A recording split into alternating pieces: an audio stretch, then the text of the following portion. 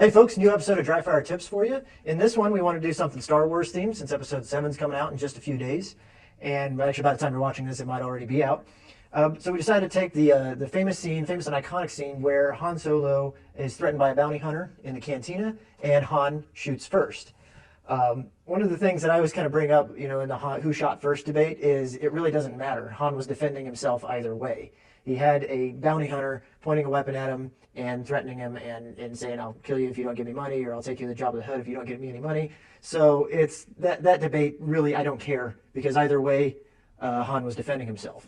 So what we're going to be doing is obviously got kind of a little mock-up here. We're using a VTAC target. We're not really going to be using any scoring lines. We're just going to kind of use the anatomy of the VTAC target and kind of determine, is that hit really that likely to stop this attacker or this threat? And I'm going to be doing a little bit differently. Obviously, if you remember, Han was doing the classic sleight of hand where he was playing with the wall while he was slowly taking the retention off his holster and drawing his pistol out. I'm just going to go for a straight fast draw, assuming I'm not as smooth as Han, and I'm not that confident that I could pull that off, especially, under these conditions. This guy would have to be pretty much blind to not see me drawing my pistol. So we're going to change that a little bit too.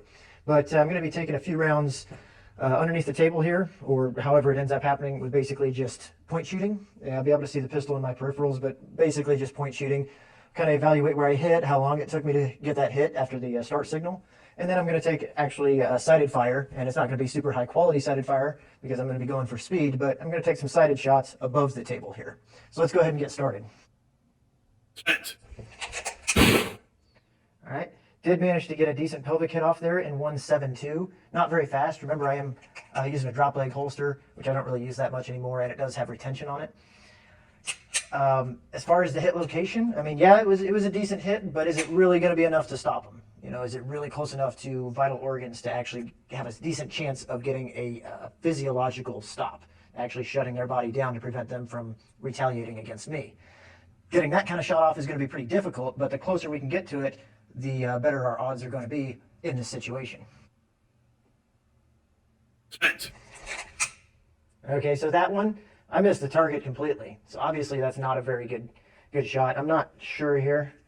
I'm going to have to say it went low. So I might have hit him in the leg or something, but obviously not a very good chance of stopping this threat, either psychologically or physiologically. Shooter ready.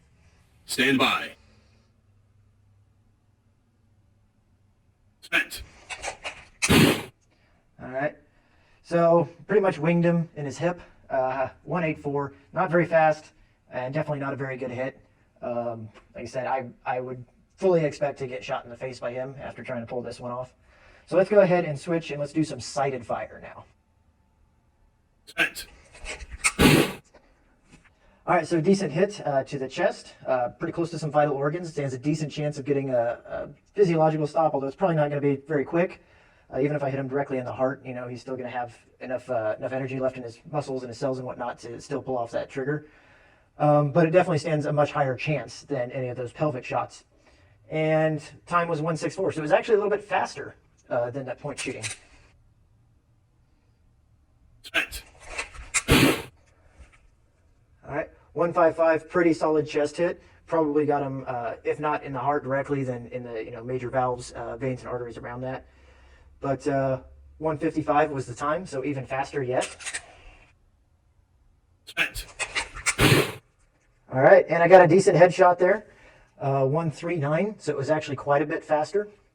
Now, again, I don't practice point shooting very much, so that's probably part of the reason I'm a little bit slower. You might also wonder why I'm leaning back. I'm pretending that there's a wall or something here that I'm leaning back on, and I never have good posture, so it's very unlikely I would be sitting up.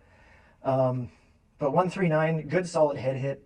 By far of all the shots so far, best chance to actually get a physiological stop, to physically stop this attacker, not just get him to encounter a level of resistance that causes him to give up. So that's it for this episode of Dryfire Tips. I hope you enjoyed it, and I hope most of all that it gave you something to think about when it comes to point shooting versus sighted fire, and which one you should maybe put your faith in, depending on the situation, obviously.